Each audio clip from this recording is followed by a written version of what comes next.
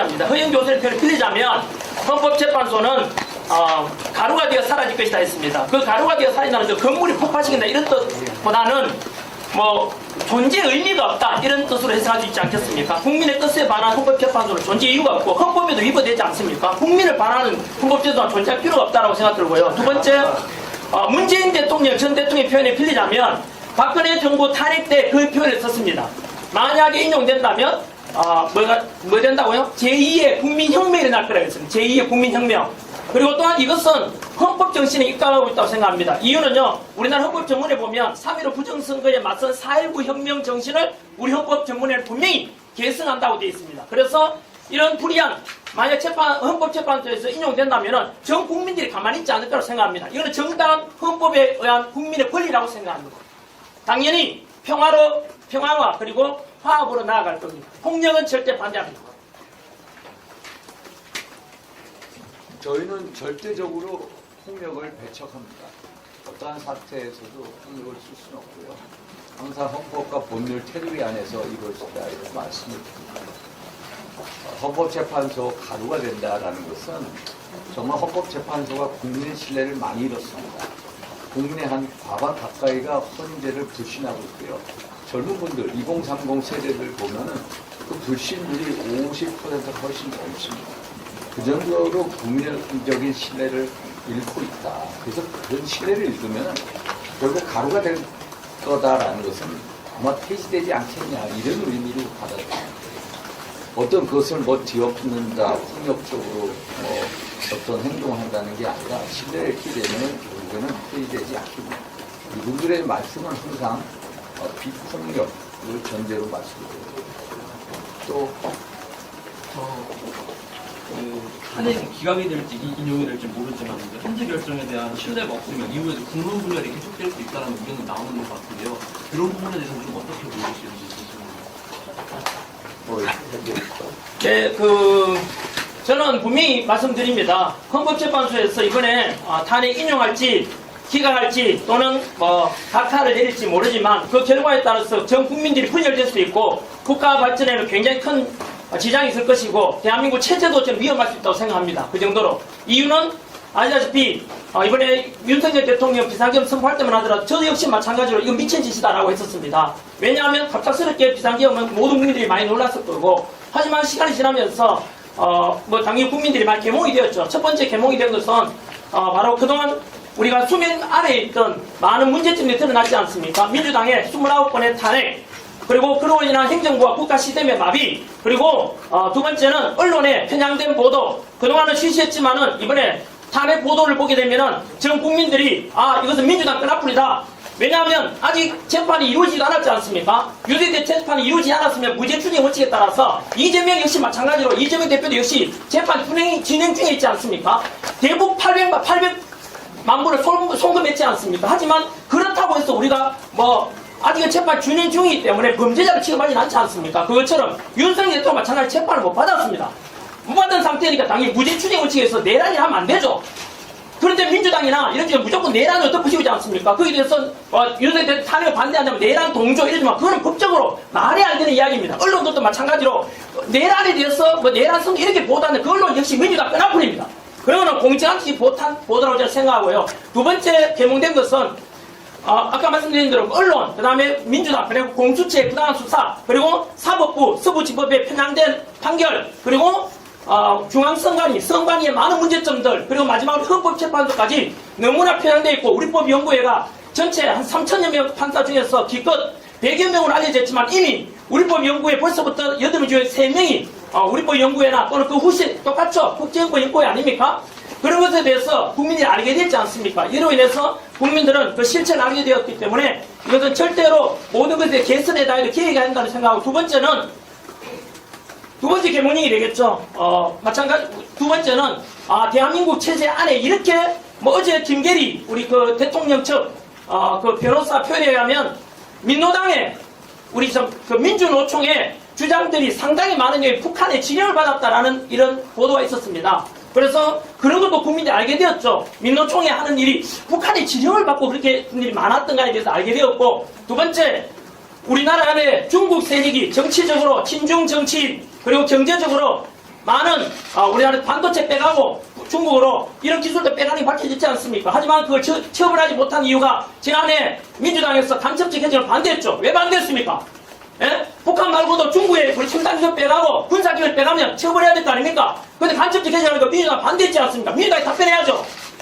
그로 인한 중국을 이런 예수가 되는 거, 그 외에도 사회적으로 중국에서는 현재 우마우당이라고 벌써부터 적게는 하버드 연구하면 적게는 수백만 명, 많게는 4천만 명 우마우당 중국의 댓글 부대가 운영되고 있습니다. 그러면서 현재 뉴스를 보게 되면 댓글에 재난기 뉴스만 나오면 무조건 욕밖에 없습니다. 왜 그렇게 했습니까? 저는 모든 국민의 뜻이라고 반영되지 않습니다. 제 생각에는 많은 중국인이나 또는 친중적인 이런 사람들이 댓글 단다고 저는 생각하고 있습니다. 그래서 그 외에도 뭐 공자학원도 우리나라에 23개나 있지 않습니까? 미국에서는 그 반대하죠. 공산주의 사상 확산시킨다고. 그런 속에서 저는 이번 기용을 통해서 금방 말씀드린 대로 국민들은 많은 우리법 연구회라든가 이런 뭐 사법부 카르텔 그리고 공수처 그리고 뭐 헌재 그리고 민주당 이런 어떤 악플들이 이렇게 너무나 인기가 많이 되는 걸 알게 되었고 중국의 지나친 이러한 한국을 제2의 홍콩처럼 만들지도 모른다는 이런 위기감도 알게 되었고 그 속에서 저는 이런 걸 볼 때 국민들은 그러면 그 두 번째가 뭐냐면요. 헌법재판소에도 마찬가지로 현재 헌법재판관 안에서도 많은 국민들이 불신을 가지고 있는 불의한 재판관이 있지 않습니까? 두 번째는 허영 교수의 표현을 빌리자면은 헌법재판소 현재 심리 과정에 10가지 이상의 불법으로 현재 진행되고 있지 않습니까? 이런 상태에서 또한 추가적으로 변론하고 싶은데 제한이 있지 않습니까? 이런 상태에서 만약에 인용된다면 국민들이 저항하겠죠. 세 번째는 이미 대통령 지지율 50% 가까이 됩니다. 국민들이 50% 가까이가 탄핵하면 안 된다라고 주장하는데 감히 헌법재판소가 민주주의의 근본인 국민의 의견을 무시하고 헌법재판소 대통령 인용한다면 이거는 절대 국민 용서를 할 수 없을 겁니다. 그래서 저는 이런 세 가지 문제 속에서 유일하게 헌법재판관들도 살고 국민들도 분열되지 않고 통합되고 그리고 국가도 발전할 수 있는 유일한 방법은 자유민주주의를 지키는 방법은 윤석열 대통령에 대해서 기각보다는 각하가 맞다고 생각합니다. 그러면 불공정하고 불법적으로 진행된 헌법 심리 과정도 용서받을 수 있을 것이고 또한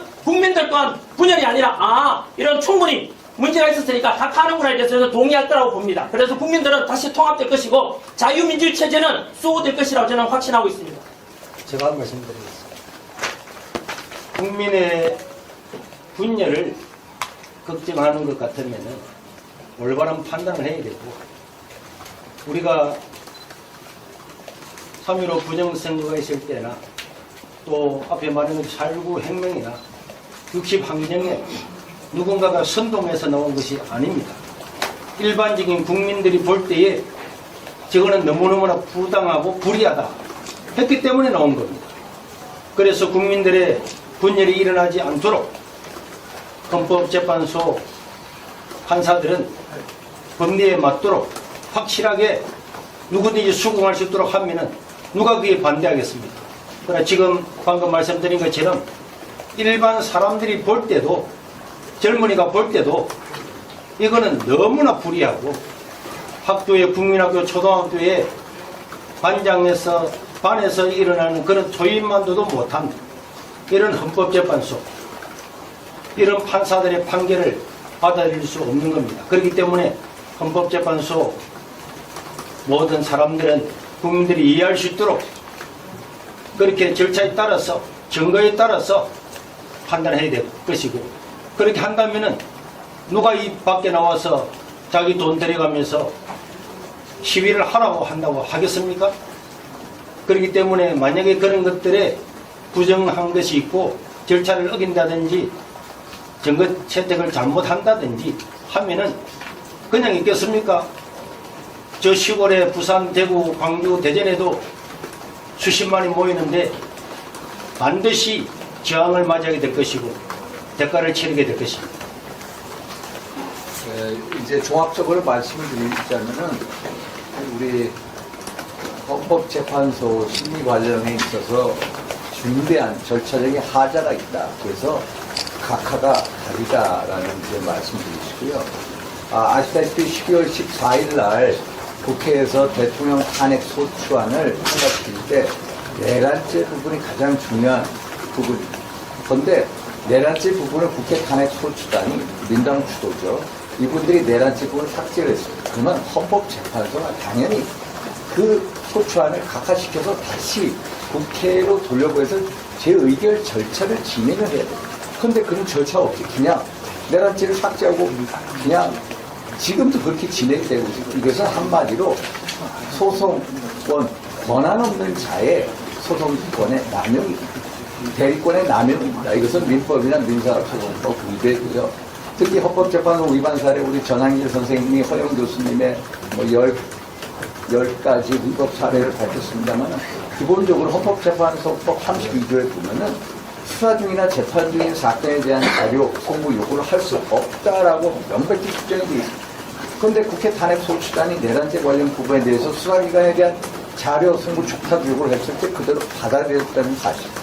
또 하나 대표적인 헌법재판소법 위반 사례가 있다면은 헌재법 40조를 보면은 탄핵 심판의 경우에 형사소송법의 규정을 준용하도록 되어 있습니다. 그러면은 2020년 형사소송법 개정안에 의하면은 수사기관에서 어떤 증인이나 피고인이 어떤 진술을 했을 때 본인이 부동의했을 때 증거 능력을 상실한다. 현재 헌재에 나와 있는 주요 증인들이 증거 능력을 부동의를 했습니다. 그런데도 헌재는 형사소송법 2020년 개정안하고 상반되게 위반을 해서 위법을 하면서 그것을 증거 능력을 인정해주고 있거든요. 이러한 여러 차례 위법 사례를 보면은 결국 헌법재판소가 국민의 신뢰를 얻기 위한 마지막 결정이 뭐냐? 그게 각하돼야 됩니다. 그게 헌법재판소가 대한민국 법치의 최고 보루로서 다시 서기 위해서는 사법 신뢰를 회복하기 위해서는 각하가 정답이다. 이런 말씀을 드리러 나옵니다. 됐죠? 이게 됐습니까? 목사님, 김 목사님. 그럼 이걸로 마치도록 하겠습니다. 다른 고민한데요. 민주당이 보고 정치력을 공개한 게 하나 있어가지고. 그거에 대해서는 제가 어제도 오늘도 계속 지금까지 수십 차례 얘기했습니다. 저는 대통령하고 뭐 이렇게 통화를 할 수가 있었습니다. 그게 한 3년 전이죠. 그렇지만 어떤 김영선을 공천줘라 이런 얘기를 들은 적은 없습니다.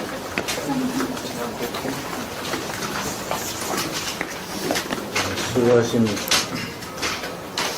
내가 느끼기로는 기자님들이 사태의 심각성을 깊이 잘 못 느끼는 것이 아닌가. 언론의 흐름을 보면은 국민들이 얼마나 화가 나 있다는 것을 잘 전달하지 못하고 있다고 생각합니다. 지금 아직 개학도 안 했는데 오늘도 대학교 30대학교가 탄핵 반대 시위를 하고 있습니다. 그리고 매주 토요일 되면은 전국에서 수십 군데에서 탄핵 반대 모임을 가지고 있습니다. 그런 것, 국민들이 어디서 화를 내게 됐느냐? 윤석열 대통령, 그래도 국민이 뽑은 대통령인데 자꾸 처리할 수 있느냐? 거기서부터 국민들이 화가 나 있습니다. 그게 정말 서로 진정이 돼서 국가가 발전하는 데는 이번에 탄핵이 잘 기각이 되고 대통령은 원상태에 돌아와서 남은 임기 마무리하고 국민들이 여야 국민 모두가 화합하는 나라를 이루어가야 된다. 그런 생각합니다. 감사합니다. 예, 수고하셨습니다.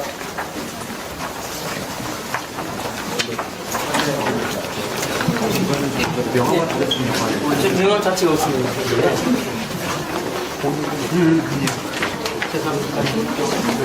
죄송합니다. 우리가 같이 하니까 명함만 좀 주고 가는 거죠.